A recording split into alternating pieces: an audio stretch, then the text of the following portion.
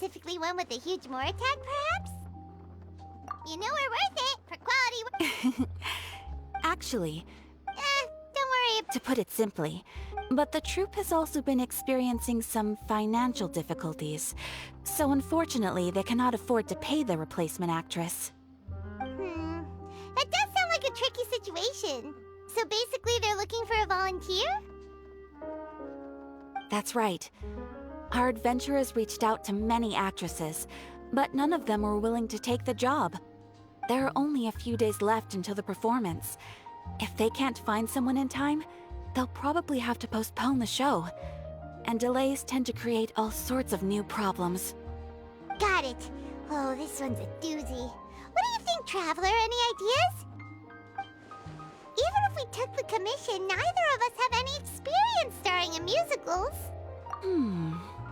If you're interested in helping, why not start by having a chat with the requester?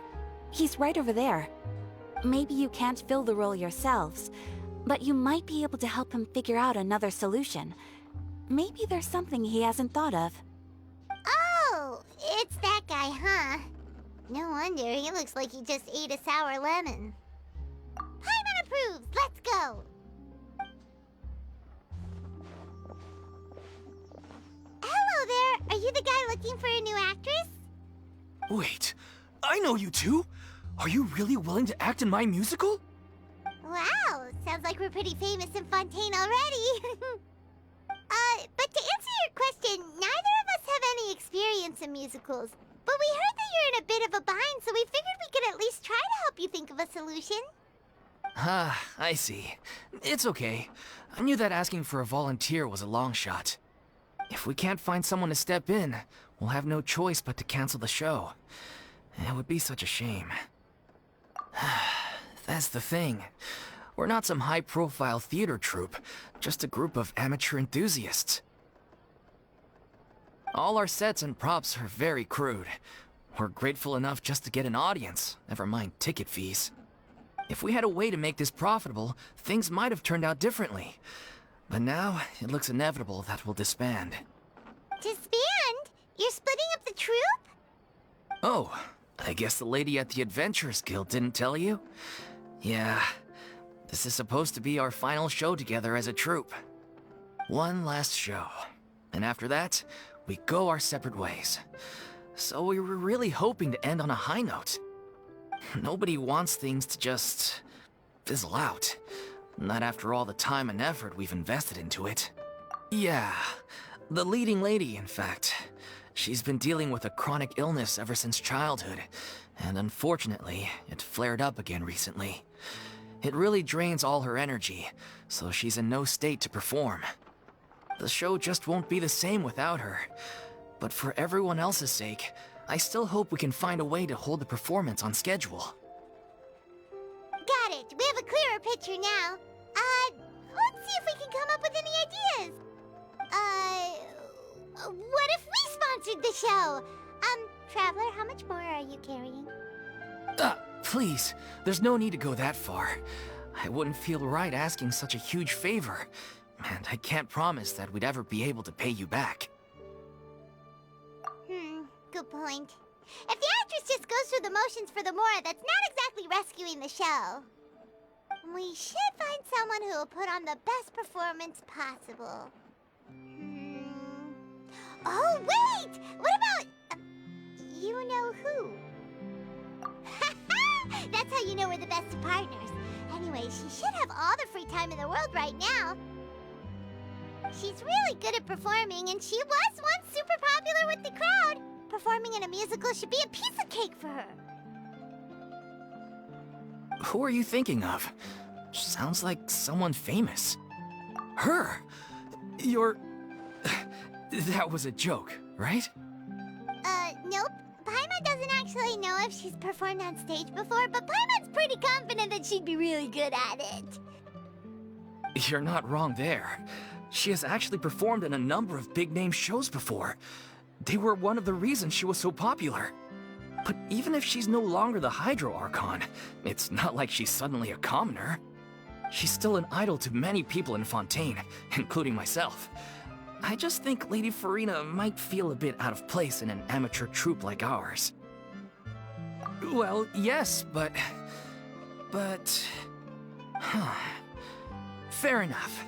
I mean, if she was actually willing to, then of course I'd be honored to have Lady Furina star in our show. I'm sure the rest of the troupe would be delighted too. I'm sure everyone in our troupe has probably dreamt of performing on stage with her one day.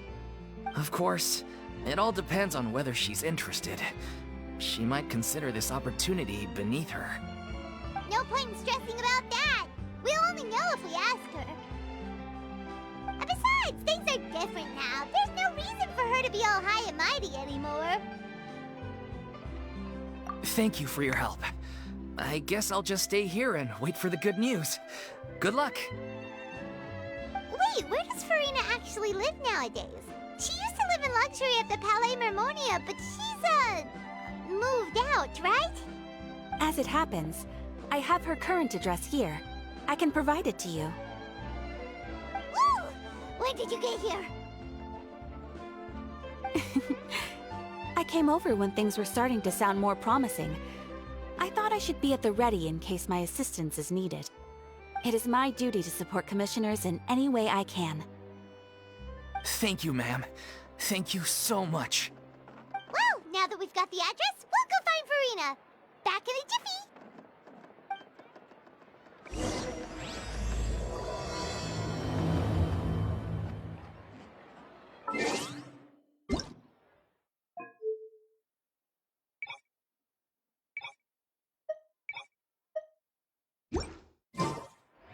There'll be an extra fee for that.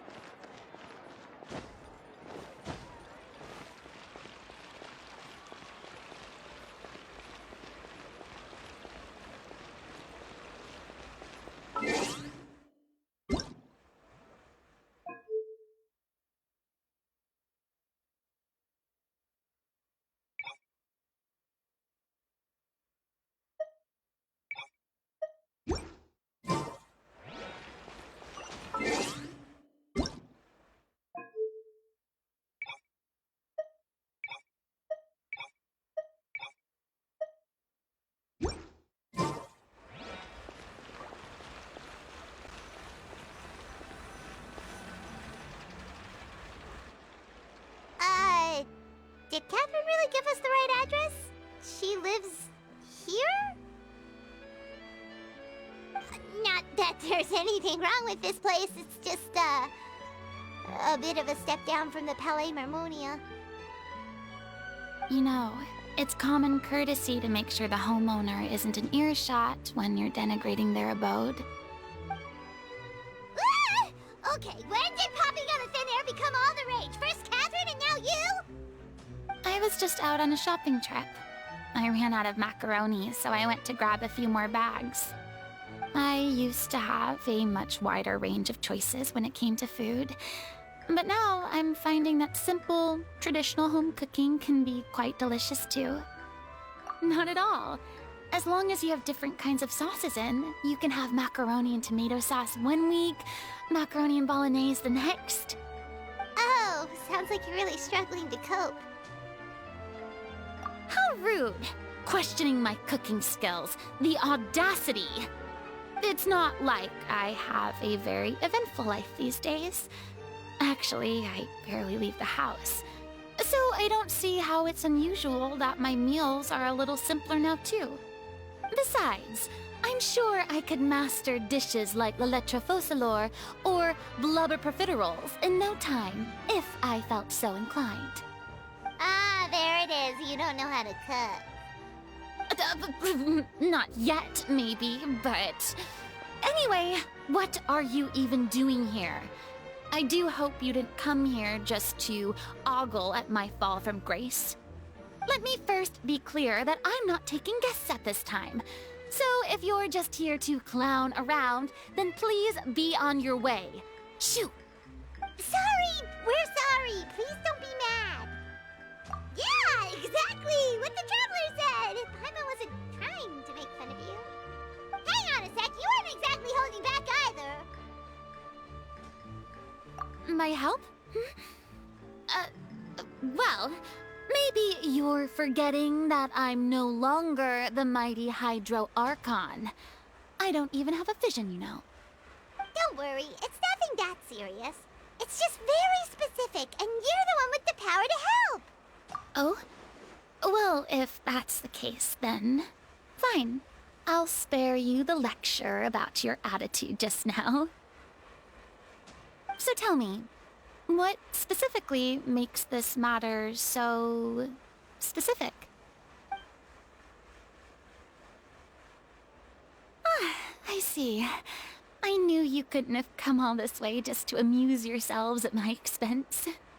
After all, I was once the brightest star in all of Fontaine, well-versed in all the various performing arts. A mere musical is well within my capabilities. But given the present circumstances, I'm afraid I must regretfully decline your casting request. How come? It sounds like this would be a breeze for you. True, but I have made a decision to retire from the stage. Although I am no longer required to play the role of the Hydro Archon, the time I spent inhabiting that character has left an indelible mark on me.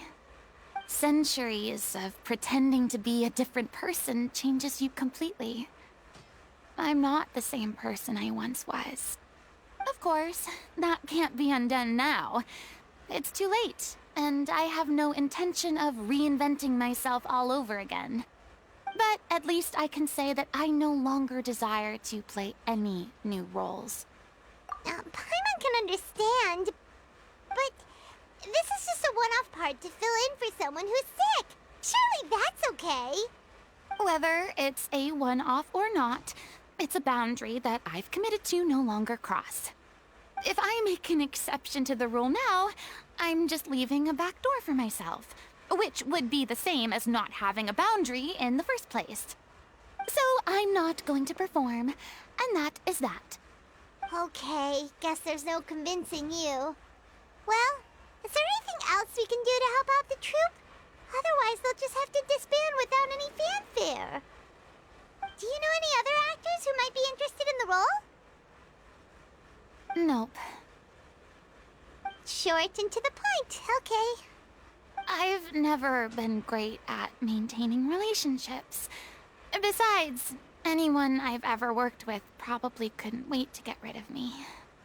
Since I'm just an ordinary person now, they'll probably just laugh in my face if I go asking them for help. True, but I mean, could you even blame them? I show up out of the blue, begging and groveling for their help with a show they won't even get paid for? Oh, no way. I'm dying from embarrassment just thinking about it. Nope, not happening. Well, is there anything else we can do? This performance really means a lot to the guy we're working for. Have I not made myself clear? You're barking up the wrong tree. I don't want this job, nor do I know of anyone else who would. Sorry. I didn't mean for that to sound so harsh. I wish I could help, really. But if I thought I had the answer to this problem, I would have said so by now. It's all right, Furina. Paimon just wanted to make sure we tried everything. Oh, everyone in the troupe will be so disappointed. Yeah, I guess that's all we can do now. All right, then. We'll see you around, Furina. Toodaloo to you, too. I'm going home to take a rest now.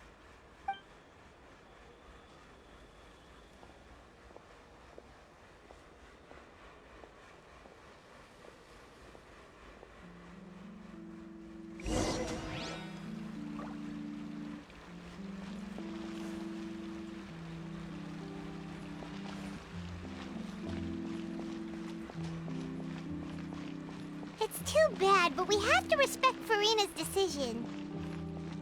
Maybe the thought of performing brings up too many painful memories now.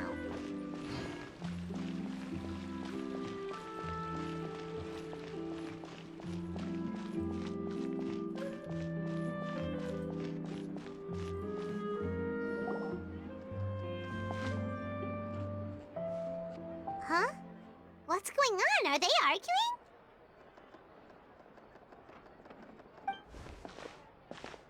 That's besides the point. I'll ask you again. Why did you start looking for a replacement without my consent? When did I tell you I'm going to take a step back? You didn't need to say it. We've known each other for how long now? We know the signs. But you never tell us about your illness, even when it's clearly flaring up. And that gives you the right to make a decision on my behalf?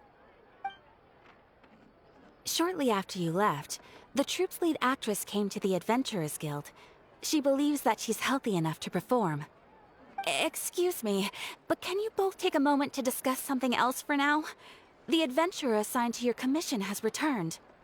Sorry, I was just dealing with a little misunderstanding. So, how did your conversation with Furina go? Sadly, it's a no from her. We tried to persuade her, but she wasn't having it. She doesn't want to play the role for personal reasons. I see. Well, circumstances have changed a little, so maybe that's not such bad news after all. You see, our leading lady has just informed me that she's well enough to make it to the show after all. Staging the musical with the full original cast was always the dream, of course. Oh, right! Sounds like everything worked itself out then. Yeah, she'd be livid. We'd get the scolding of a lifetime. Jeez, is Lady Furina really so harsh with people? Only joking, calm down. So, guess we can consider this case closed now, huh? Despite the fact that we failed to complete the commission, we were still racking our brains for ideas on the way back here. Look, there's no point arguing with you about this anymore. You've made yourself very clear, so I'll stop looking for a replacement. This is the last chance we have, though. If your illness flares up again, there won't be time to find anyone to replace you. So, are you absolutely sure you'll be able to handle it? The whole team is putting everything they have into this final performance. We have to make sure it goes ahead. Yes, I'm completely confident. I've been taking a new medication from the doctor, and it's working brilliantly. I'll definitely be able to tough it out until the performance day. I share everyone's desire to commemorate all our years as a troupe with a proper farewell show. So the last thing I want is to be left out. Every one of us thinks of this troupe as their home, myself included. You're right. I'm sorry. I let myself get too worried about the show. I should have asked for your permission first. All's well that ends well. Sounds like the show will go on. Sure.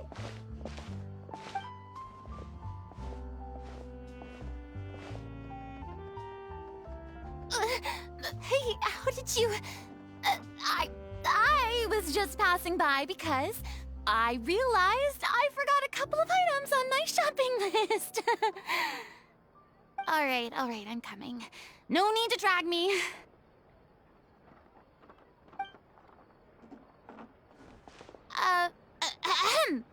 Hello, one and all.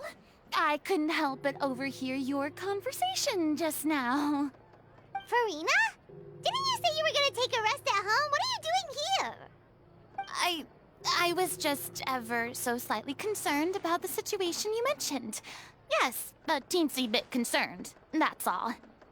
When you came to talk with me earlier, I jumped right to explaining my position and said some strongly worded things. And all before I even had a full grasp of the situation. Anyway, I just feel a bit bad about how it went down. I'm sorry, Paimon. Oh, it's totally fine. Paimon didn't take any of that personally. You really have a knack for asking the most uncomfortable questions, don't you? I felt very sheepish, having had a change of heart after flatly refusing you. And then, to make matters worse, you caught me. But in any case, it sounds like the issue has already been resolved. Yeah. When they said they were gonna ask for your help, I almost had a heart attack. I mean, how could we be worthy of having Lady Furina star in our show? There's no need to think like that, and no need to keep addressing me as lady. Just Furina is fine. I was wondering, if this troupe is so important to all of you, why does it have to disband? If the difficulties are purely financial, then there must be a solution. You could put the shows on pause while you look for a sponsor, for instance. Everyone seems so devoted to the troupe. I'm sure if you keep chipping away, you'll find a way through. We all want to believe that, but some things are just beyond our control. Everything's been going downhill ever since we lost our director. She was the heart and soul of our troupe. She kept us going. Her name was O'Reilly, and she was the founder as well as the artistic director of our troupe. And tragically, she was a victim in the serial disappearances case. What? That's actually how I recognized these two. It was all thanks to their efforts that the true culprit was brought to justice. But still, no sentence can bring our director back to us. She was a loyal fan of your performances, Miss Furina. They were what first inspired her to get into musical theater. She rallied many people around her who were destitute or had lost their sense of purpose in life, and convinced them to join her troupe.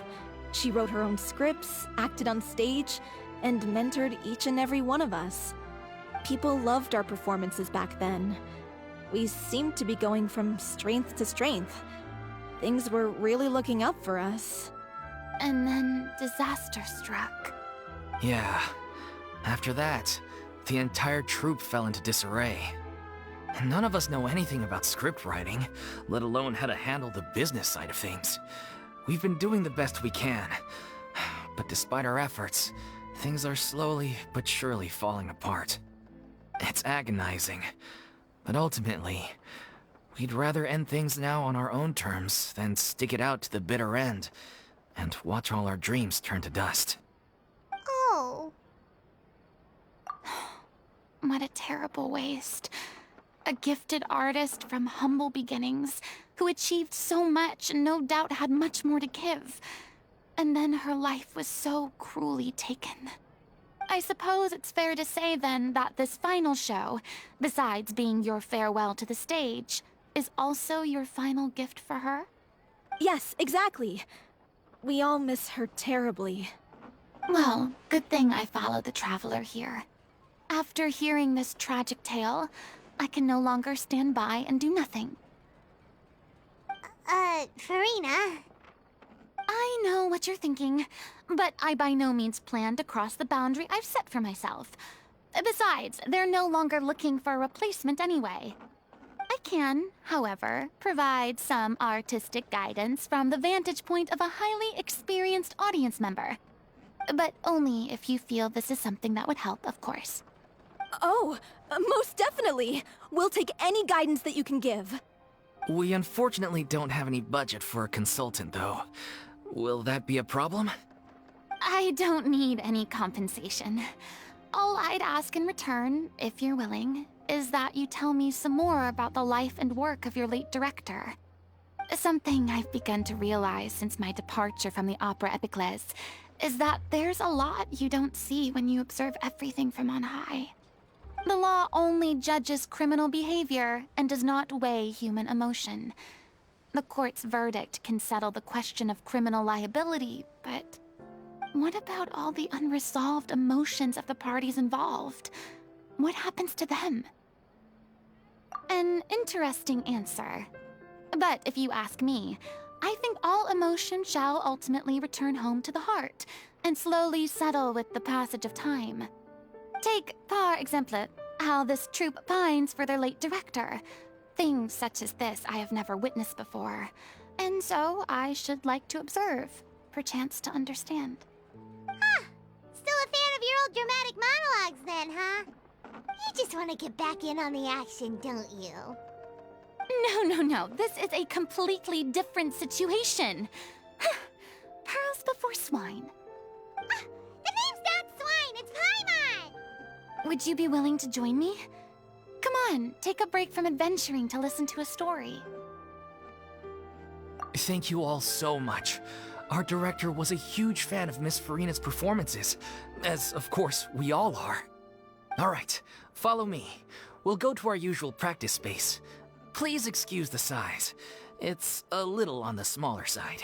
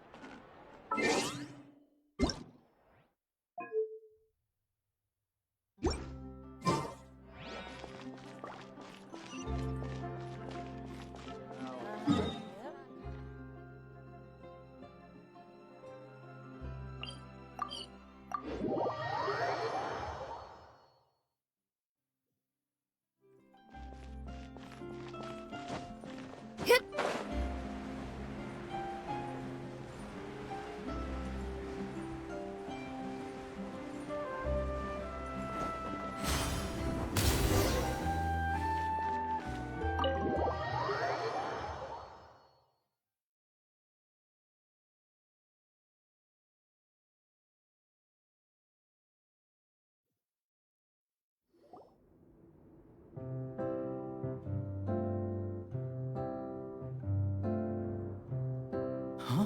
Lady Furina? What's Lady Furina doing here? Hello all. Allow me to explain. As of today, Miss Furina will be supporting our production of The Little Oceanid in the role of artistic consultant. These two over here are the ones that made it possible. They kindly reached out to Miss Furina on our behalf. I'm sure they need no introduction. You bet! That was the trial of the century! You helped bring our director's murderer to justice. We can't thank you enough. Oh, please don't mention it. We're just here to join in on the fun. So, you were saying The Little Oceanid? Yeah, that's the name of our final show. It's an unfinished script left behind by our director. One of our greatest regrets is that she never got to complete it. So, if we can bring it to the stage and make it a successful show, we can all take some solace in that. Wait, but if it's not finished, then... Yeah, we've been battling issues on every front trying to realize this dream. Anyway, let me give you a quick summary of what the story's all about.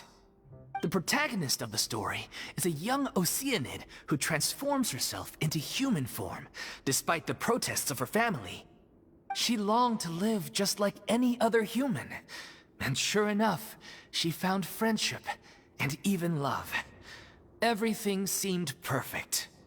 But one day, her true identity was exposed, and her world came crashing down around her. So far, so good. A classic tale. What happened after that? That's one of the issues we've been trying to deal with. Unfortunately, this was as far as the director got with her script. We need a proper ending so we can bring this musical to the stage.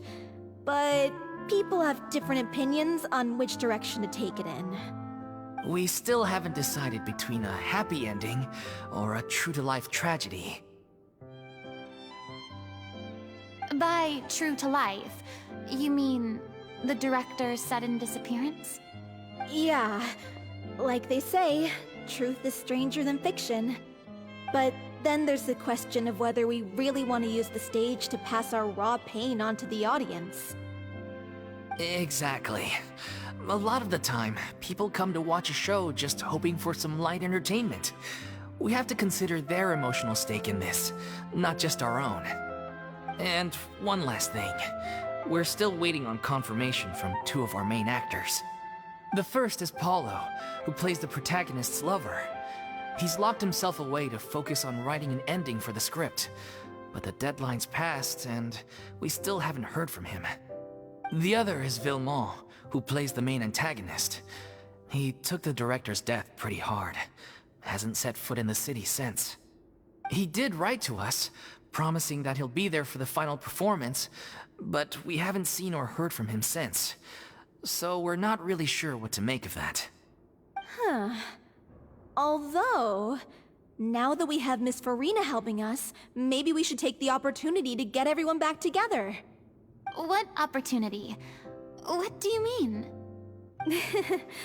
Maybe you're unaware, but Your name has always been like a rallying cry for us. Our director was constantly singing your praises. All of us look up to you as a role model. Oh, stop. You're making me all flustered. Although, not in a bad way.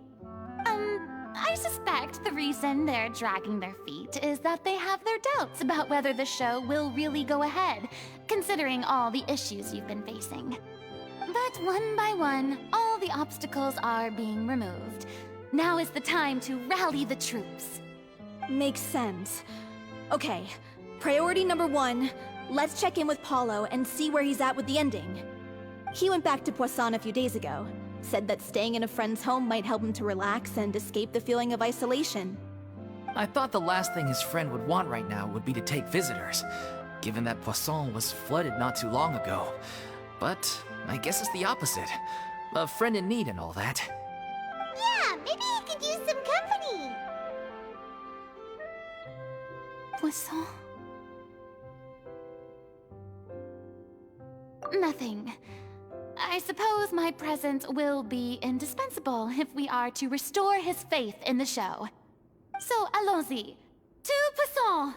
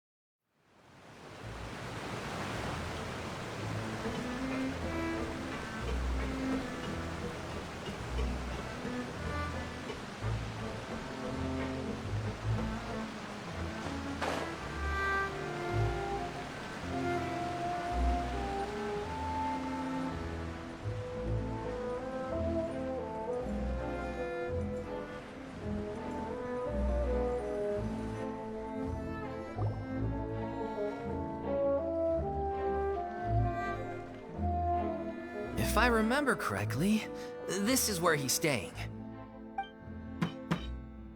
Who is it? It's me. Is the script ready? You came all the way here for that? All right. Forget that for now. Just come on out. We've got some great news. Nice try. Look, just give me some time, okay? I'm just wrapping up this last part of the script. I'll be out once I'm done. Okay then. Looking forward to your masterpiece. So, as expected, he's missed the deadline. The ending is one of the most important parts of the show. Even once he's done, it isn't final until we've all had the chance to read through and make sure we agree on it. Someone told me they'd just seen you in Poisson. I assumed it was a case of mistaken identity, but sure enough, here you are. And Furina, too. I was wondering if we might run into her. So, you're here for Paolo? Looks like he could be a while, so feel free to take a stroll around town in the meantime. I've made all the arrangements already. Oh, it's okay. We can just wait here. Thank you for being so considerate, Miss Navia. That sounds wonderful. We'll take that stroll. Get over here, you! How oblivious are you? How are things in Poisson now? Any better? Things are on the mend, but it's a slow process. Some people may never recover from the trauma they experienced. I'm sorry to hear that. I wish there was something I could do. Please, must our conversations take such a depressing turn every time we meet? We all have painful memories, but we don't have to let them cloud everything we do. And if you're trying to make a new start, perhaps it's best if you don't bring up the past all the time. Thank you for your words of comfort. You make a very good point. But for now, at least, I think I should stay with the way I'm feeling for a while longer. It's okay. These things take time. Moving on from a painful experience is easier said than done. Which brings me to why I'm here. I thought you should probably know that not everyone here is ready to forgive and forget after the Hydro Archon's inaction in the face of catastrophe. To avoid upsetting the peace, I told the townspeople that everyone here is a member of the theater troupe, and that you are just an actress playing the role of Furina. It's not a perfect solution, but hopefully it means you won't have to lie low while you're here. That's so thoughtful of you, Navia. Well, what do you expect? I am the courageous and considerate president of Spina di Rosula, after all, like my father before me. Anyway, that was all. Look after her now. Off we go then. Let's take a look up there. I don't have any friends that I can be frank and honest with, so maybe she's right. You're the closest thing to friends that I have.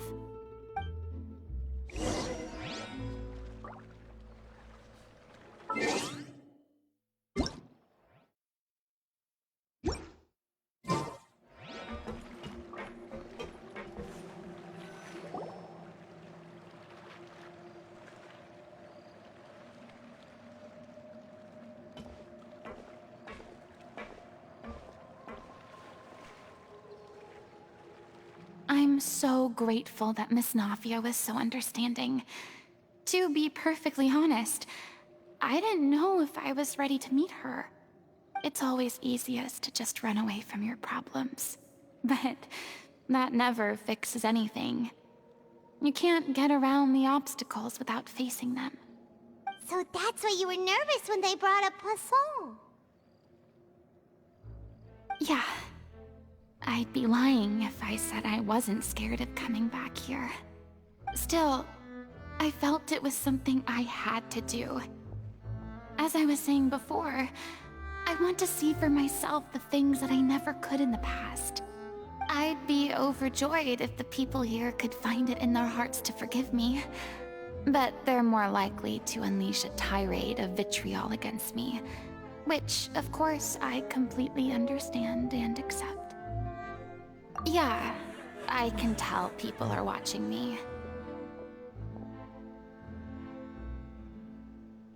I'm sure some people here see the idea of someone coming to Poisson dressed as the Hydro Archon as extremely disrespectful. I used to be terrified of the gaze of other people, especially when they had suspicion or resentment in their eyes. I guess I wasn't quite ready for this after all. I'm not surprised you're making yourself go through all of this. I can't let myself see only the things I want to see. How would that make me any different from before? Look! There seems to be a crowd gathering over there. Probably time we made a move. How about we check out Spina di Rosula's ship? We should have a view of the whole of Poisson from there.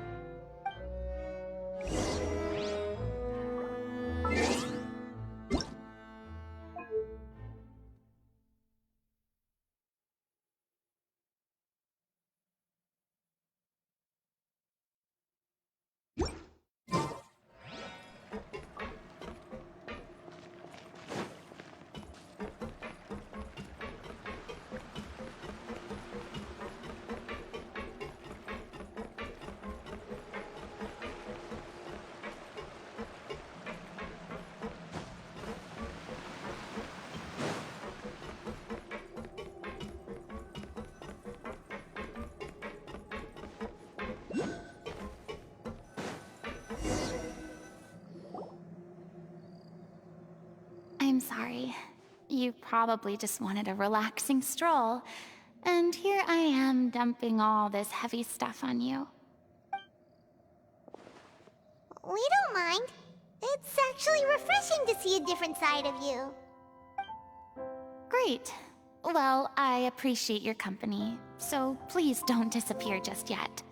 I don't know whether you can tell, but the years of suffering and loneliness aren't the only reason I have a hard time facing up to who I used to be. As I stand here by the ship, I can't get the images of the rising water out of my mind. One after another, people were taken by the water. All those treasured lives and memories washed out of existence in an instant. They thought their god would protect them. They had absolute faith that when disaster struck, a divine power would save them from harm. And all the while, I played my part to perfection to convince them that was true. But then the floodwaters finally came, and the Hydro Archon did nothing. You shouldn't look at it like that. You were only doing your duty. I've had to go through so many moments like that for the sake of protecting the truth. As time went on, it got harder and harder to bear, and I became more lonely and isolated. Eventually, I realized I had nothing left except the truth. I became terrified of completely failing in my task, and was haunted by the thought of being left all alone, weeping on my throne. Fortunately, we were able to avoid the worst-case scenario thanks to the help of heroic individuals such as yourselves. Everyone rose to their responsibilities, and I finally regained my freedom. But on some level, freedom also means no longer being needed. I have no further use to people. Paimon would have never imagined you'd see it that way. Reward?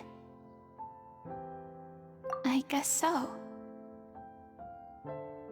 Back then, I didn't even dare to dream about having someone to confide in.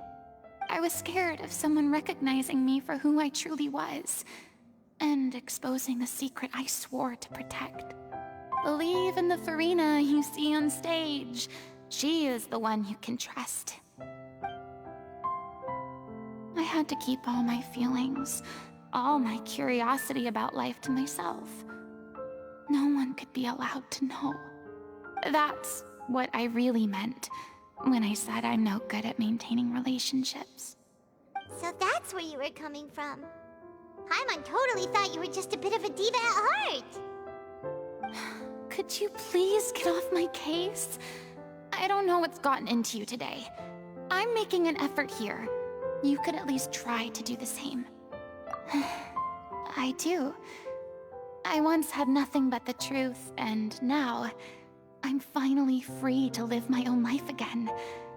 And even though I have no idea where I'm going right now, at least the choice is in my hands. All right, it's about time to head back. Paulo should have finished the ending by now. Sure. Okay, let's head back and check it out.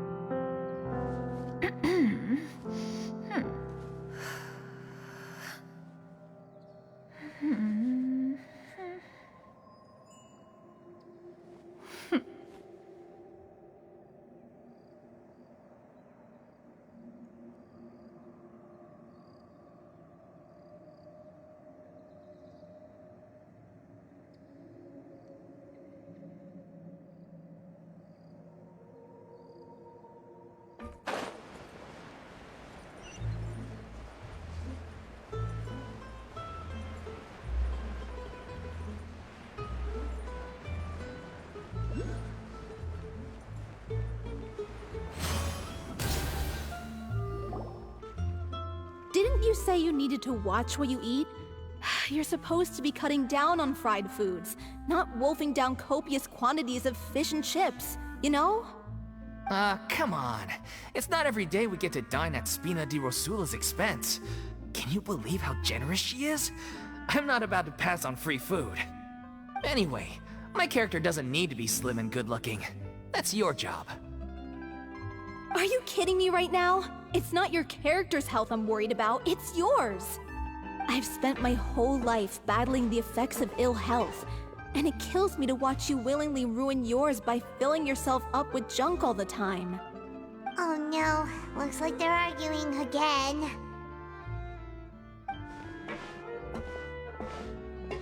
We're back! Could you maybe put your differences aside for a moment? Ah, you're back. We've been enjoying Spina di Rosula's VIP treatment in your stead. Paulo's nearly done. We shouldn't have to wait too much longer. Great! So you were discussing your characters, right? We heard she's playing the Oceanid who turns into a human girl. What about you? Me? I'm an Oceanid too. He was originally supposed to take the form of a crane, but he outgrew that role. Well, the costume at least. So now he's playing the boar instead. Sorry. The boar's not a bad character, actually. He's the one who raises the little Oceanid, yes? That's right. He has some pretty memorable lines too, like when he imparts some solemn words of wisdom to the little Oceanid. If you become human, you can reveal your secret to no one. You will face suffering and loneliness. Is this truly what you want? Wait, that sounds kind of familiar. It's the most important line in the whole script. I think it's a symbolic statement about our director's life and legacy. She kept quiet about all the trials and tribulations she faced in running our troupe, allowing us to devote ourselves fully to performing. It was only after she was gone that we realized how tough her job really was. You mentioned earlier about the troupe is like your home. Yeah. I was born with an incurable illness, and once my family found out it couldn't be treated, they decided they didn't want me anymore. I spent some years taking whatever work I could find and trying to manage my illness with various medicines. But whenever I had a bad flare-up, I'd be lying in an alleyway for days at a time. It was like that until the director found me one day. She told me I had a great voice and asked if I was interested in studying singing from her. I said yes. She took me under her wing, taught me to both sing and act, helped me find Mora for my meds, took care of me when my condition decided to flare up.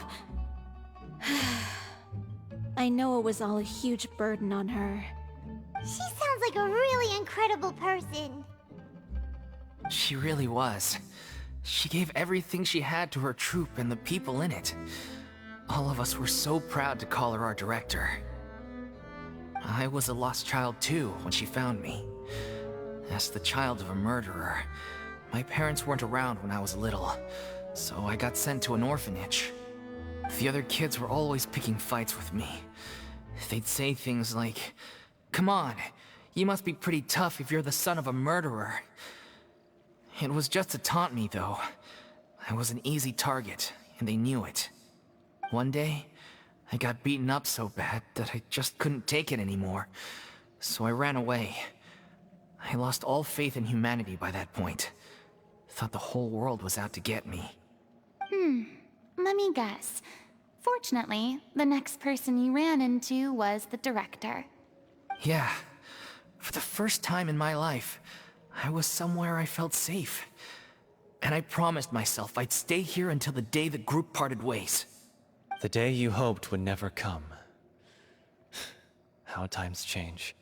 Oh, you're finally done? Get your butt over here. There's someone I need to introduce you to. This is our new artistic consultant, Miss Furina. Furina? The Furina? Oh my god, how did you manage to wrangle that? Please, the honor is all mine. I was profoundly moved to hear about your troupe and your wonderful director. I just wanted to do something to help. Same here. Even so, this is just... Oh, wow. I'm sorry. I'll try to calm down.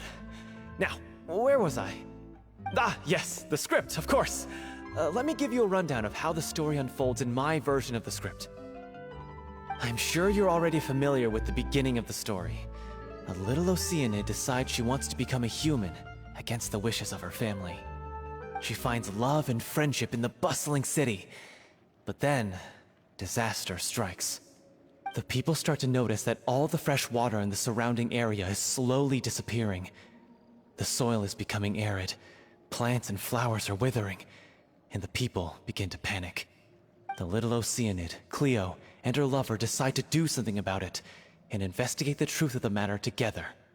In the end, they discover that all the waste and pollution created by humans over the years has caused the fresh water to flee the land, as if driven by a consciousness of its own. Consciousness?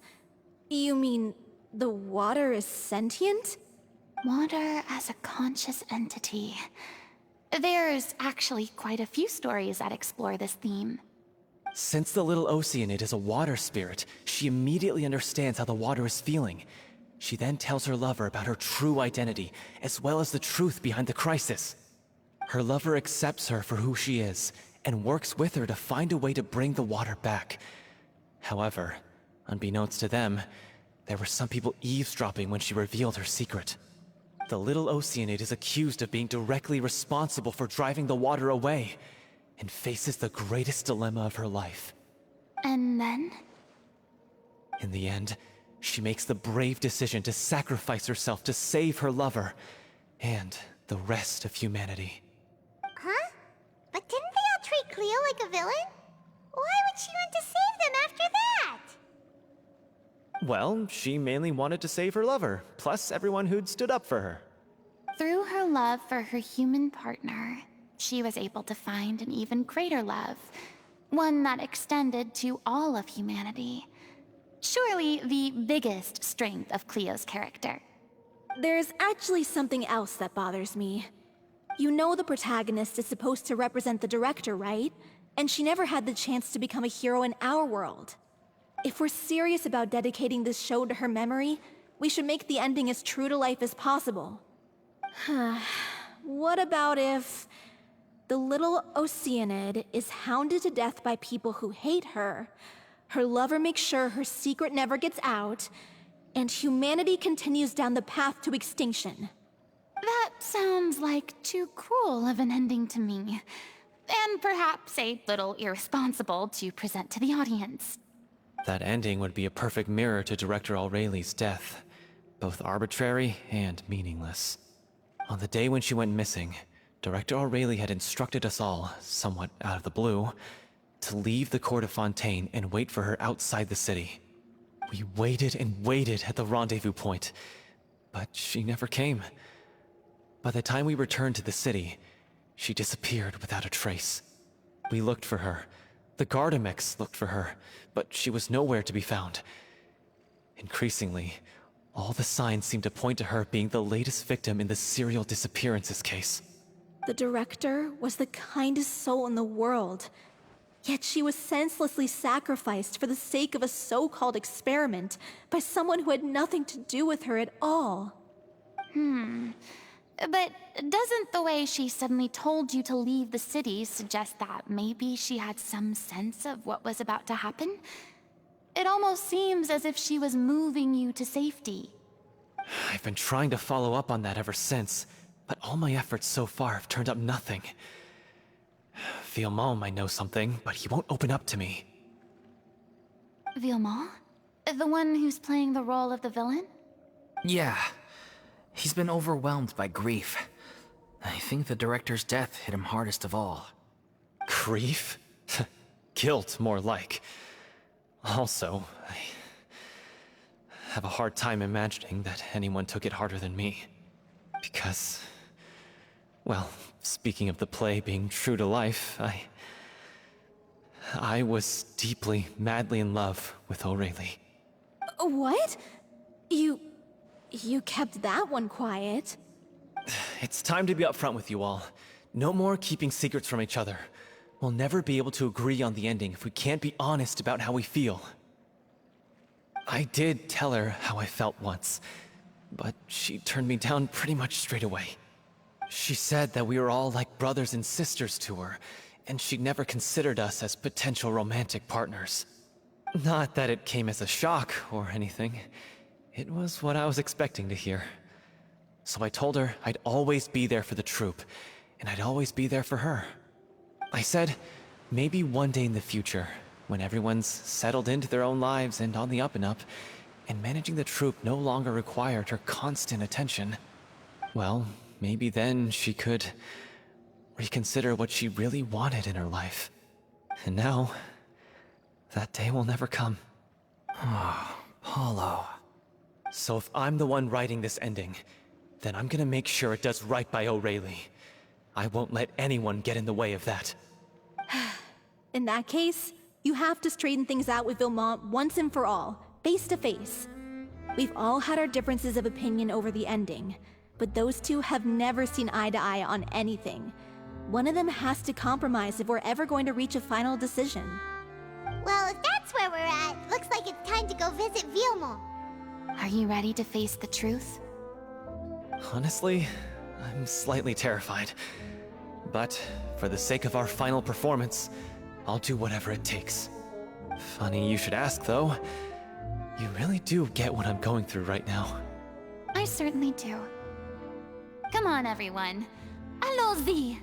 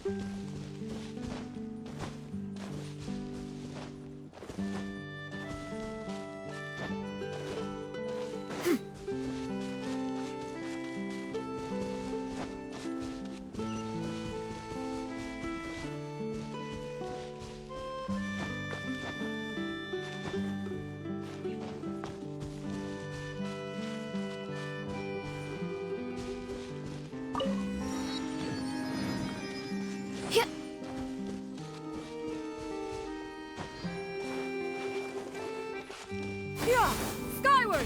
Scatter!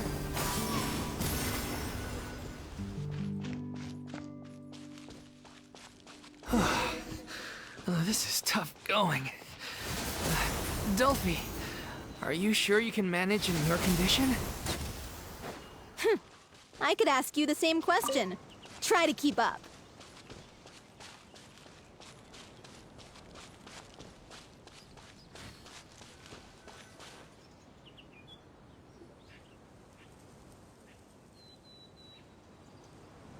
Ugh, as if this journey wasn't tough enough already without a roadblock. Don't worry. We should all be fine with the Traveler here. We don't need to take a detour. Wait, why are you all looking at me? You're not seriously expecting me to fight, are you? We're just curious, that's all. I don't think anyone's ever seen Furina in a fight before. Yeah, but don't you remember why? The Hydro Archon willingly gave up all her power so it could be converted into indemnitium. Miss Furina said so herself. Precisely! And I'm not even the Hydro Archon anymore, so all my power is gone anyway. As much as it pains me, unfortunately, I should just stay put. I'm more like a damsel in distress more than anything. That sounded so smug. Ugh, secondhand embarrassment is unbearable. C'est la vie indeed. Alas, I am forced to watch on helplessly as a more brave and seasoned adventurer than I swoops in to save the day. Aw, too bad. I was so pumped to feast my eyes on fight mode Furina. Sorry to leave all the heavy lifting to you. Don't worry, piece of cake.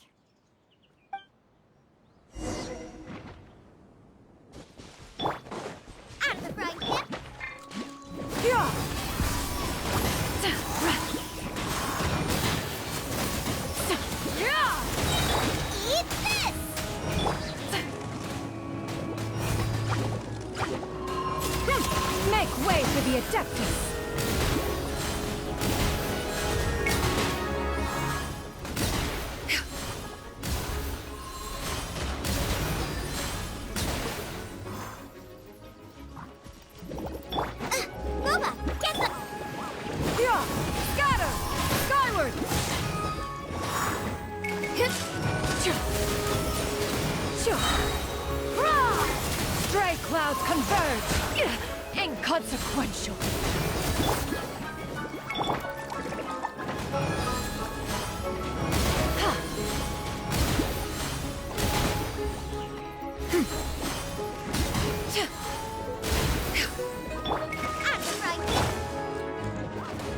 Skyward! Scatter!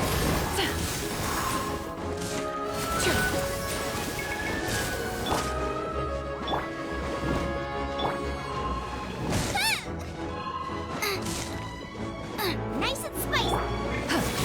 Yeah! Scatter! Skyward! No escape. Make way for the Adeptus! Bravo! Good show! You certainly live up to your reputation. Yeah, thank you.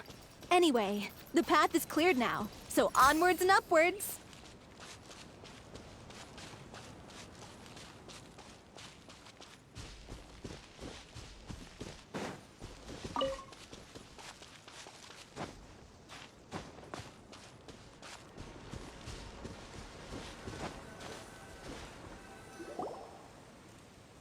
Vilma, are you there? Huh? Oh, it's you guys. Wait, what's Lady Furina doing here? I can explain. We've been rounding up the whole troop. We now have everyone except you. So, you think knowing the truth about the director's disappearance will help you write an ending to the script that pleases everyone? I care just as much as everyone else about making the Little Oceanid a success. That's why I wanted to wait until after the show. If I open this can of worms now, I just don't want to make things difficult between us. We're supposed to be a unit when we're on stage. Vilma, avoiding the truth will not help anyone. Unless you mean to suggest that Aurelie's death had something to do with you. I don't want to talk about it. Listen, Vilma. I used to think that my love for Aurelie was a point of shame. I never brought it up to anyone. But now, I've made up my mind to put it all on the table. I'm prepared to face everything, to sacrifice everything for the sake of the show. The Little Oceanid cannot be complete unless we do justice to Aurelie on an emotional level. This is why people think of you as not being the smart one. As you all know already, the troupe was kept afloat not from ticket sales, but donations from the audience. Of course, that was nowhere near enough. We took on side jobs when we weren't performing, but even then, the troupe's financial situation was pretty dire. So, anyway, one day after a show, a merchant came to me and offered us a huge sponsorship. In return, we just had to provide the audience with their drinks during performances. It seemed like a win-win, so I said yes to it on the spot without consulting the director. It was only when the merchant came to deliver the goods that I realized the drink in question was synth. Isn't that the drink peddled by the culprit behind the serial disappearances case? I freaked out when I saw the boxes. And I told the director everything right away. She was completely shocked as well. But she didn't reprimand me for making the decision without consulting her. Instead, she contacted the merchant and stated that the troupe could not agree to this collaboration. The merchant was furious, berated us for going back on our word, and threatened to sue us for damages. The amount was astronomical. There was no way we'd be able to pay. And then? I was going to sort it on my own, but the director stopped me. She said that this was an issue for the whole troupe, and it wasn't my fault. But things only got worse from there.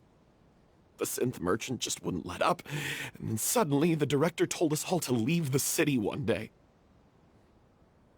I knew then that things must have reached a boiling point. I admit this whole thing was my mistake.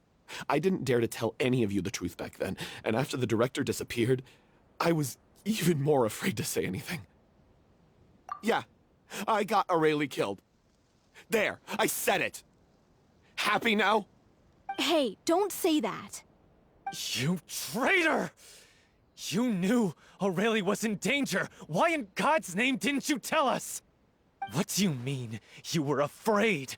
This was a life and death situation. We could have saved her! How could you be so stupid? Please, try not to get too worked up. Yeah, listen to him. You need to stay calm. Stay calm? How can I stay calm? This guy got Aurelie murdered! She was the love of my life!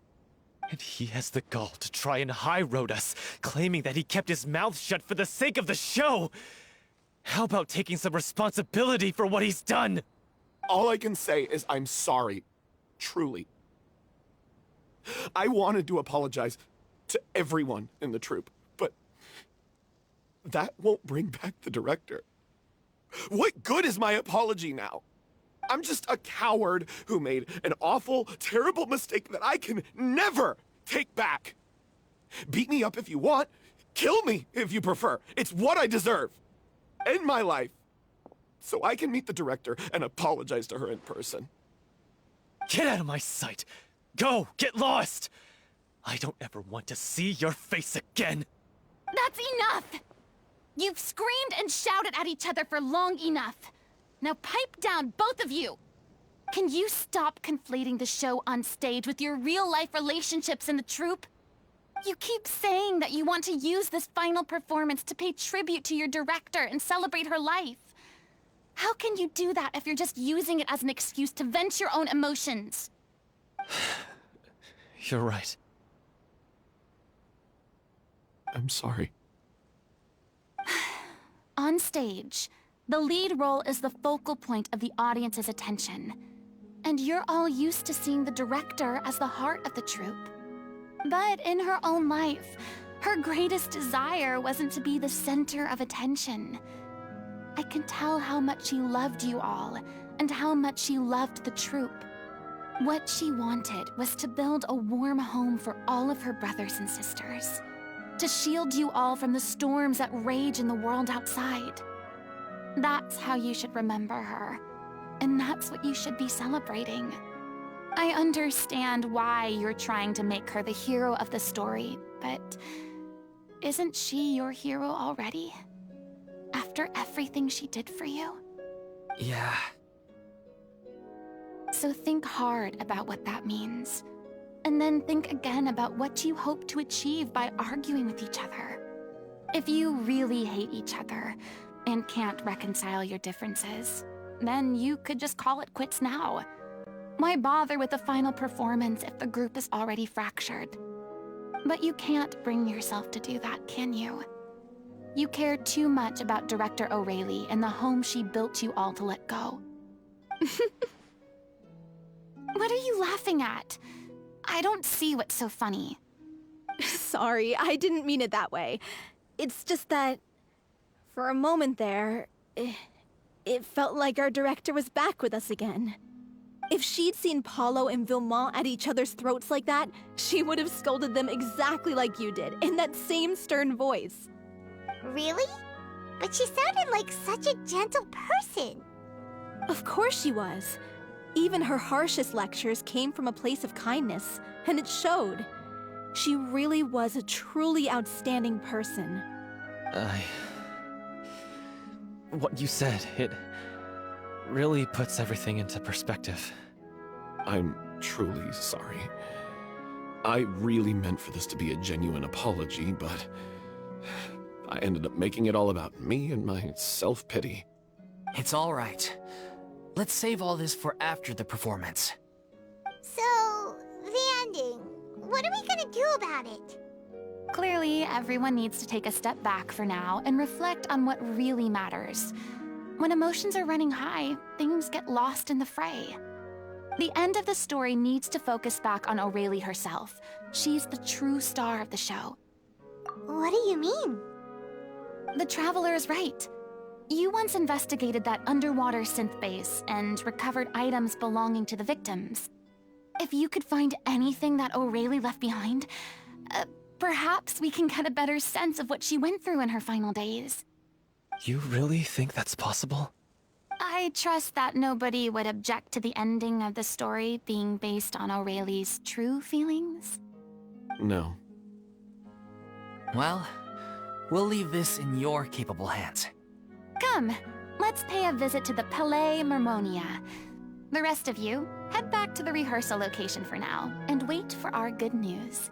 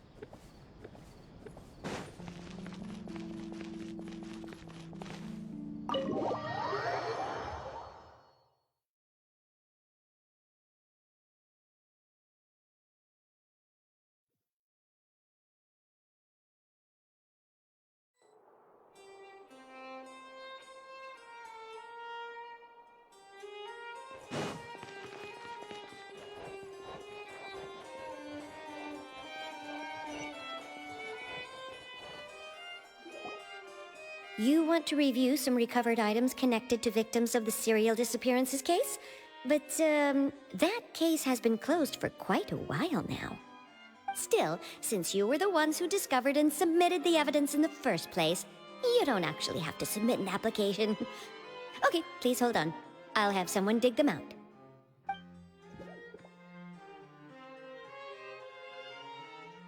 So, this is all O'Reilly left behind. Just whatever she was carrying on her person and this tattered old notebook. Hey! It's full of script lines! And sketches too!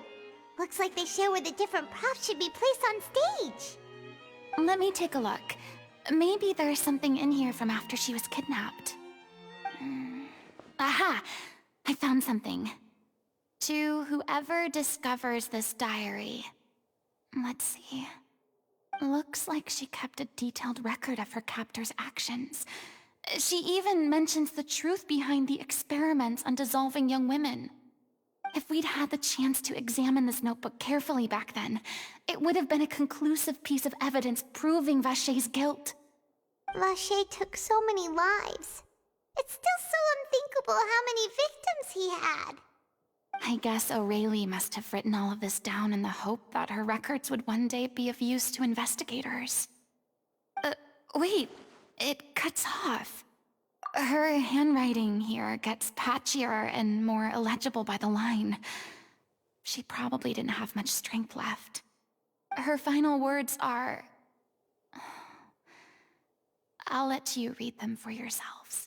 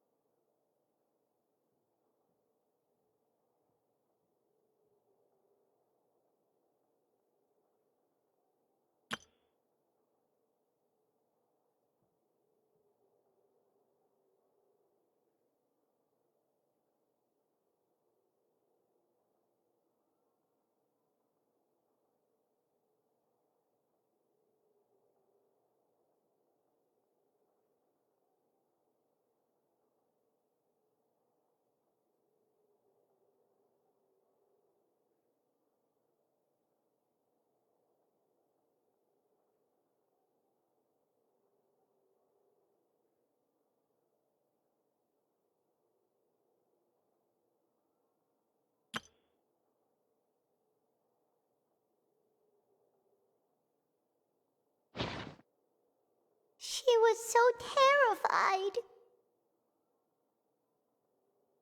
She may have been a mighty hero in the eyes of her troop, but at the end of the day, she was only human. I can't bear to think how painful and lonely her final days must have been. Wait. This part on the last page sounds strangely familiar.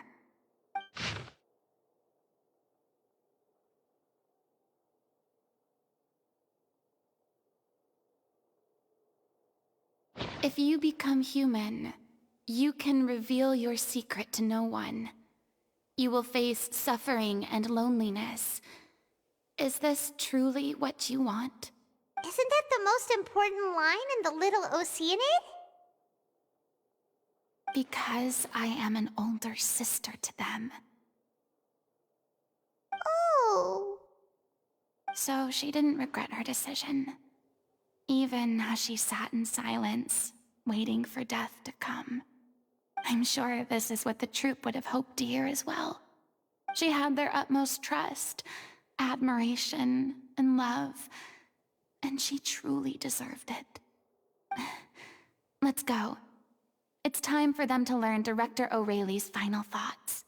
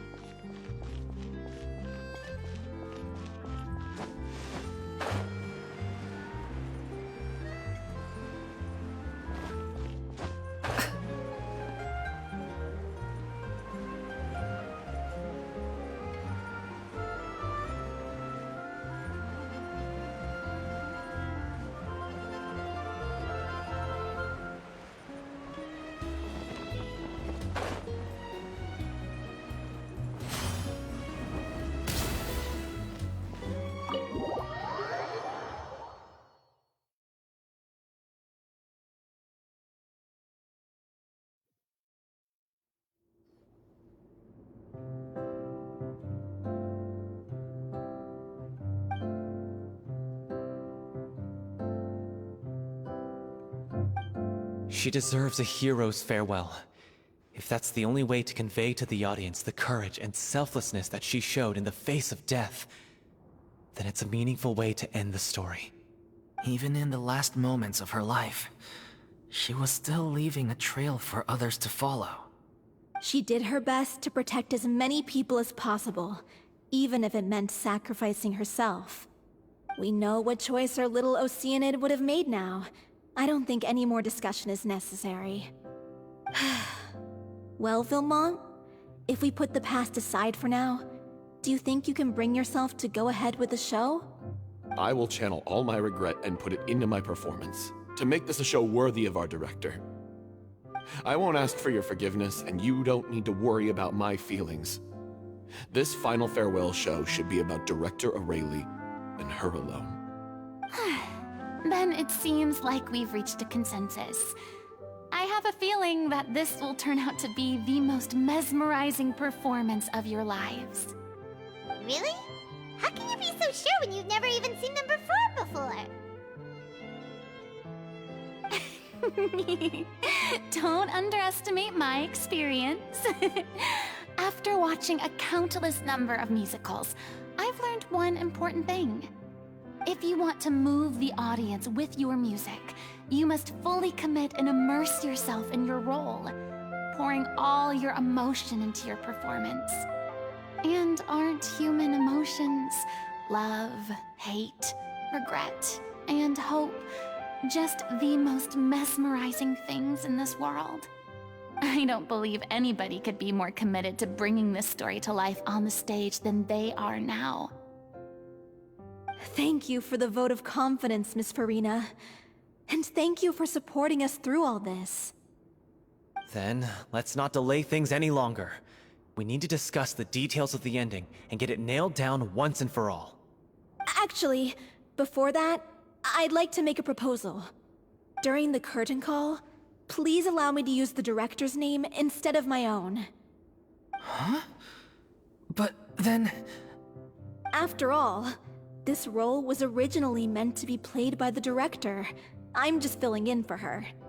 Besides, a role commemorating her life should be associated with her name.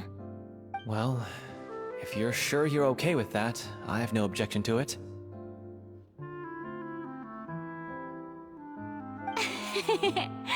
Now we're talking like a serious acting troupe.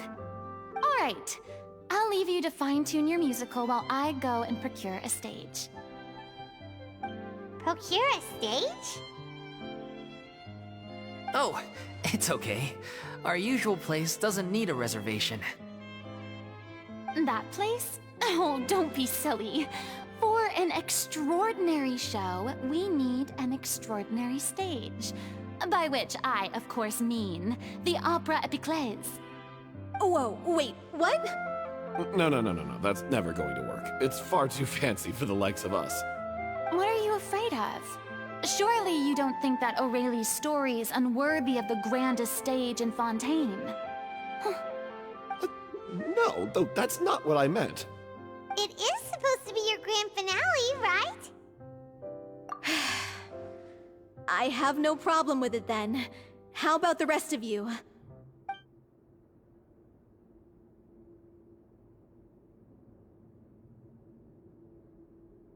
I'll take your silence as a yes. Thank you for giving us this opportunity. It really is a dream come true. Well, then don't disappoint me. If you mess this up, it'll reflect poorly on me too. Come on, we'll need to get the go-ahead from Nervilette. I know just where to find him.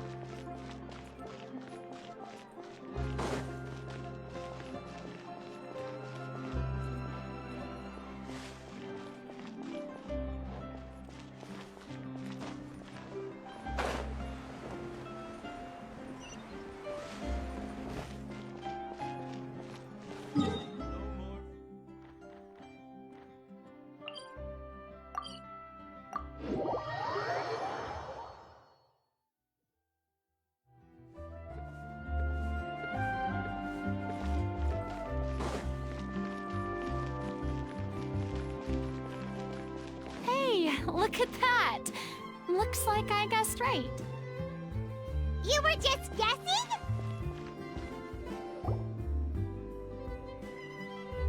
I knew you'd be here. I'm here merely for a short break. It has been a while, Miss Furina. And you too, Traveler in Paimon. What might I assist you with today? I would like to book the Opera Epiclese for an event. You see... I understand. The process for booking the Opera Epiclese is complex and can be somewhat cumbersome. But given that the request is coming from the three of you, I see no reason to make things unduly difficult. The story of the little Oceanid is most fascinating. I'm looking forward to seeing it performed on stage. I will say, however, that I am surprised to see your passion for the performing arts rekindled after all that has happened. Huh? What do you mean? Do I look excited? Yes. And this is the first time that I've seen you like this since your departure from deityhood. At first, I just felt bad about rejecting them. So I wanted to learn a little bit more about their situation. But one thing led to another, and... well, here we are. In the past, we sat in our high chairs in the court, giving our opinions on isolated cases, all while knowing very little about the human stories behind each and every one. Maybe it's because I finally become an ordinary person and gained my freedom, but I've developed a great sense of curiosity about their lives. I'm truly delighted to see you find a new lease on life. Now that you've regained some confidence, have you had any thoughts regarding a return to the stage? Why would you suddenly ask a question like that? Well, if the Little Oceanid turns out to be a great success, it will no doubt become a classic. Many theater companies are certain to add it to their repertoire. The experiences and decisions of the protagonist Cleo are all modeled after your own. Naturally, this makes you eminently suited to playing the leading role. It would truly be a shame if you did not take this opportunity to allow audiences to enjoy your outstanding acting talents once more. Haven't I already made myself clear? I won't act or perform in any role ever again. No exceptions. Nor do I think it is any great shame. There is no lack of fine actors or inspirational stories, either on or off the stage. This experience is a case in point. I feel like I've learned a lot, and it has already been well worth the price of admission. I must admit, though, I'm a little envious. They're quite fortunate to be able to bid farewell to their past in such a magnificent manner. I see. Well, I'm glad to learn that you have found a role to play that you enjoy, be it on the stage or not. I sincerely hope the show will serve as the grandest of finales. I will have my staff book the date and mail the relevant paperwork to the troupe once the details are confirmed. Thanks, Nervalette.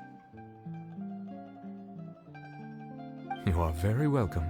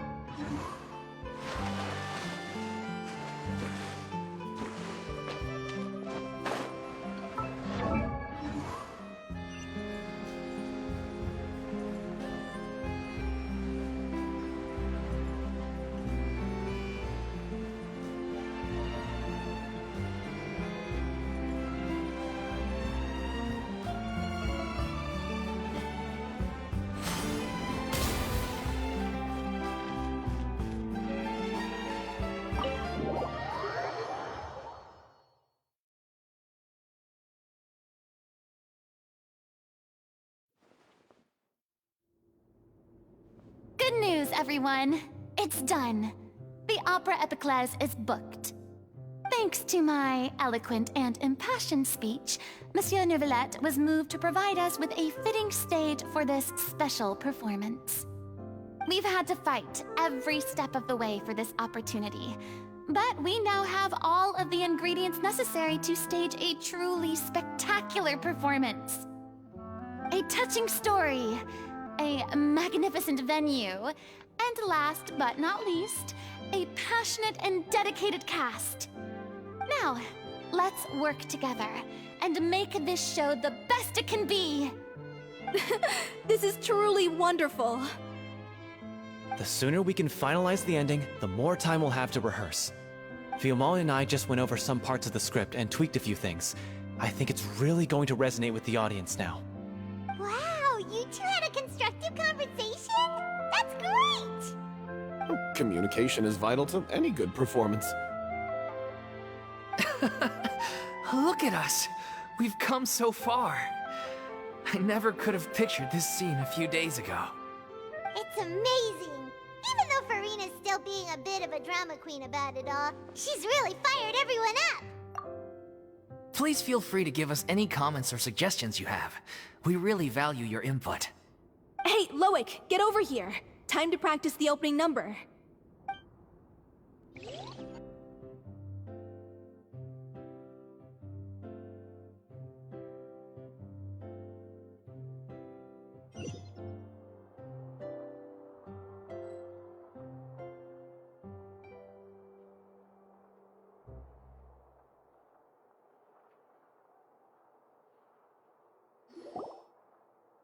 Cursed Cleo. She stole the waters of life from us. She's a fraud, and she must pay for her crimes.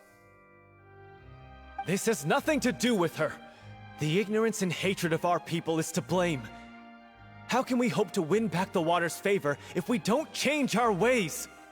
This guy could be useful. Take him hostage. If Cleo wants him back, she'll have to show herself. Leave this place, oh little Oceanid, and never, ever look back!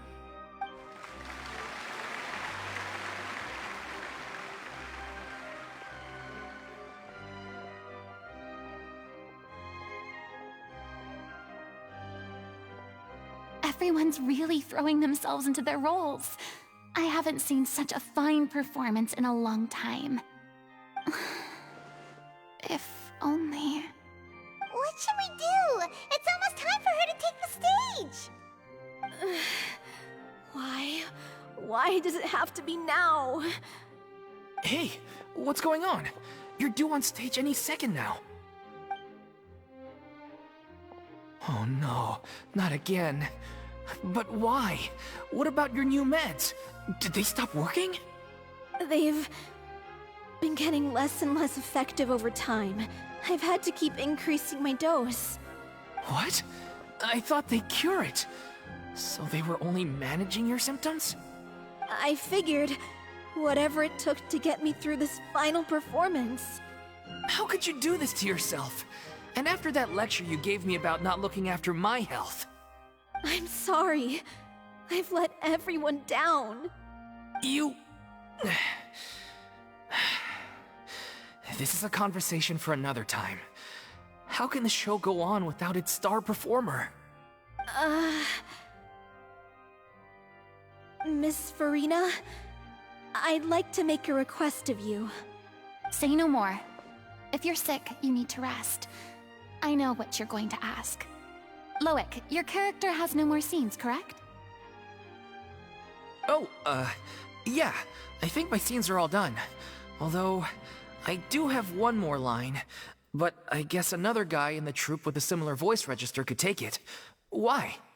Please take Delphi back to her place to rest. I'll sing the finale.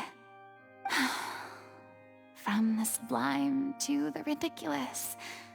After all that, everything's come full circle. Thank you, Miss Furina. I'm so sorry to put you in this position after everything you said. Never mind. What's done is done. It's really my own fault for getting in too deep. No one likes regrets, myself included. Leave it to me. I've watched you rehearse so many times that I've learned Cleo's part by heart. I do not doubt your acting skills, but Please allow me to ask just one more question. After all, this show is dedicated to the life and legacy of our director. What, in your opinion, is the reason Cleo shines so brightly? It's her pure heart. Despite all the pain and loneliness she had to endure, she never once stopped believing in the beauty in this world. Well said. I leave Director O'Reilly in your hands.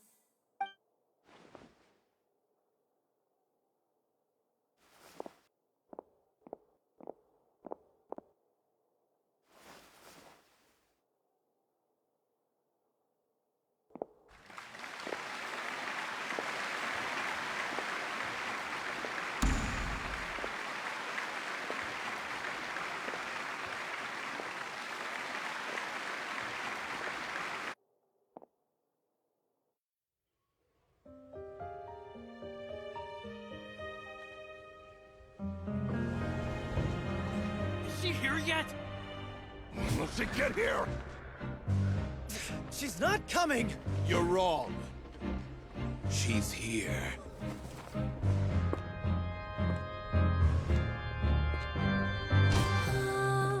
Si je pouvais vivre dans l'eau, le monde serait-il plus beau?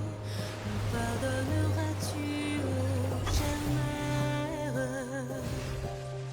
L'eau dans son courant fait danser nos vies, et la cité elle nourrit, ainsi que toi, mon doux amour.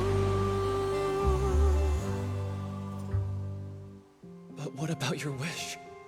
My wish.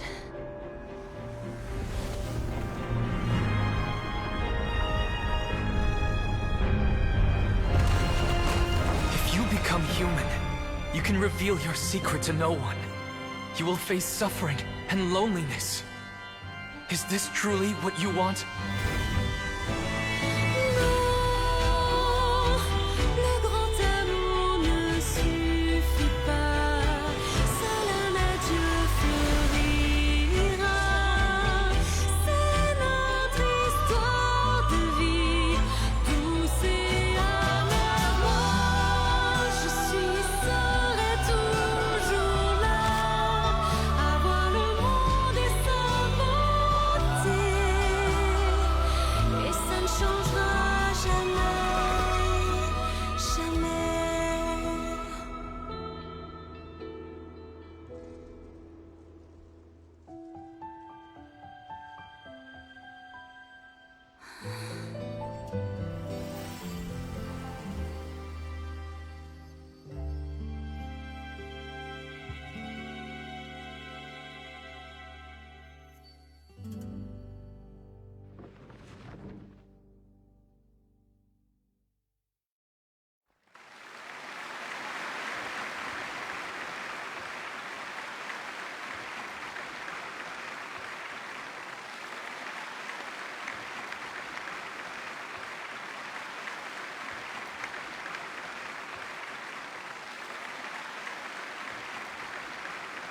Is it just me?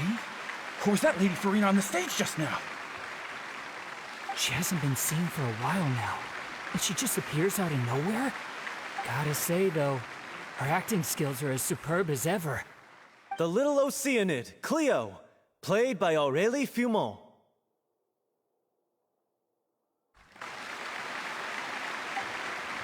Wait, that's not her name. What's going on? I don't know, maybe it's just a doppelganger. I've spent a lot of time out of the spotlight, and they didn't use my name during the curtain call either. Hopefully, not too many people recognized me. It's too bad that I had to break the one clear rule I'd managed to make for myself, even if I had no choice. Still, I have to admit that, despite everything, it felt good to be back on the stage again. Finally, we would like to give a special thanks to our artistic consultant and event coordinator, Miss Furina. Hey, that's not what we agreed on. Oh, so it was Furina after all. She's back. Honestly, what is he doing? He should have run that by me first.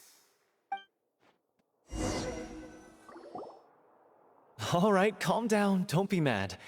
This was a group decision. We just didn't want your contributions to go unacknowledged.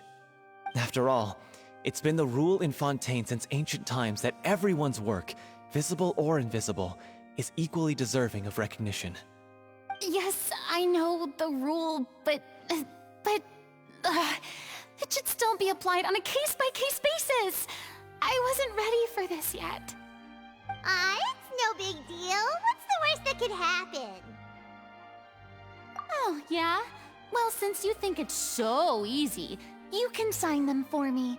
This is a great chat and all, but can we talk about that crazy thing that happened during the show?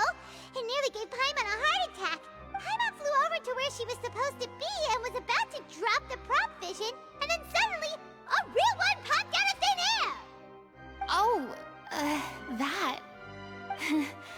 I've got no idea what happened there either. But hey, it worked pretty well, didn't it? I'll bet the audience has never seen such a realistic prop. Wait, what about Dolphy? I wonder how she's doing. Oh, let's go check on her as soon as we finish clearing the stage. Yes. Plus, she'll definitely want to hear how the end of the show went. If nothing else, we can safely say that we accomplished what we set out to do.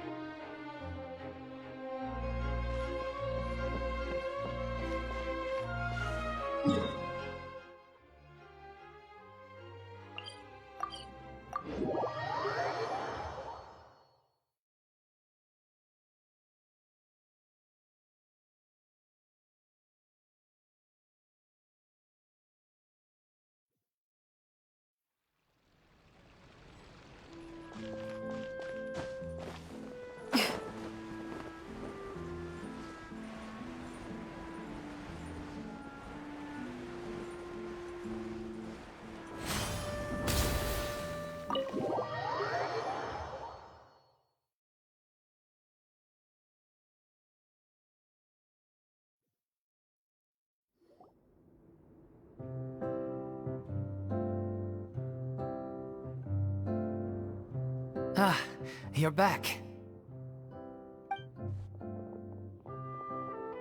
She's doing okay.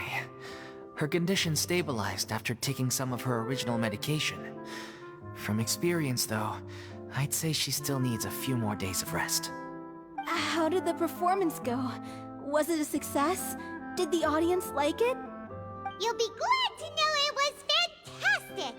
Also, you're not gonna believe what happened while Furina was on the stage. You'll probably be able to read all about it in the Steambird first thing tomorrow morning. That's wonderful. I'm so sorry I failed to see it through to the end. I guess I was wrong to try and tough it out to begin with. No, don't worry about it. Like they told me after announcing my name during the curtain call, everyone's work deserves recognition. Even though you couldn't see it through to the final scene, the audience was very impressed by your performance. It's safe to say that you made your mark on this memorial show. Well, one way or another, we did it. I've had bad luck ever since I was born, so I never expect things to go smoothly in life. I'm just happy to know that we went out on a high note. That's all that matters. Blaming your bad luck again, are we? Maybe if you didn't push yourself past your limits so much, your illness wouldn't be flaring up all the time. Oh, don't you start. I don't have the energy to argue with you right now. Aw, you two clearly care a lot about each other. I don't know what you're talking about.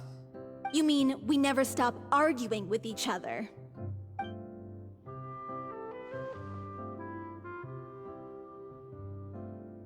So, Any plans for the next step? After the brilliant performance you put on, the reputation of your troupe is sure to spread through Fontaine like wildfire. You won't have to disband if you don't want to. You could capitalize on the rave reviews and license out the Little Oceanid to the bigger theater troupes out there. That would do wonders for your financial situation. No, we should still disband. Yeah, it's what we all agreed to. After all that's happened, I should give you guys some space. But maybe our paths will cross again one day. Hey, don't just walk off! I still want to keep performing, so I might join another troupe. After watching Miss Furina's performance, I think I'm starting to understand our director's infatuation with musicals. You should do it. It suits you. I'd originally hoped to keep performing too, but I don't know if my health will allow me to. Oh, so now you finally got your priorities in order. I guess I'll hold off until you've properly recovered as well. What about you, Miss Furina? Any future plans? Well, frankly, I think a return to obscurity is no longer an option for me. I'm sure a slew of consultancy requests will hound me wherever I go, until I finally acquiesce. You rather sealed my fate there with your special thanks at the end of the show. Sorry. It's quite all right. No need to apologize. What I meant to say is that this whole experience has shown me that perhaps I'm not as averse to a return to the stage as I previously imagined. Maybe Nervillette was right. Maybe Cleo is the right role for me. I still don't wish to pretend to be someone else, but I do have a desire to express myself. So, maybe the show will go on for me after all. Yeah.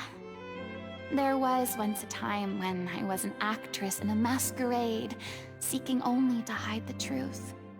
But from now on, I want to spend my time learning real stories about real people and how they touch the lives of others around them. I want to watch them blossom and wither, see them refined on the page, retold on the stage, and remembered long into the future. I'm sure this is what captivated director O'Reilly as well. Sounds like you're ready to stop running from your true calling.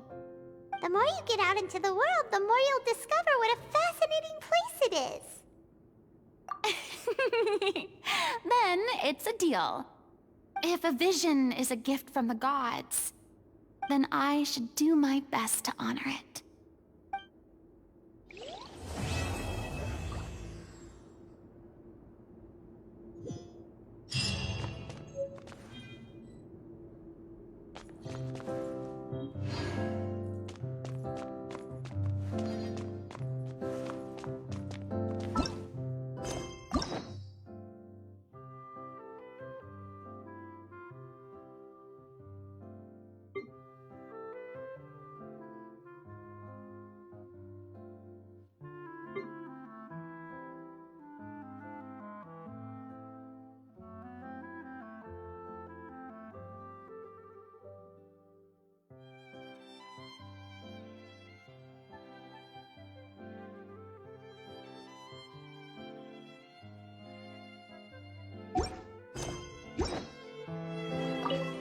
It's ironic to think that in my whole time as a god, I could only ever dream of receiving this kind of power.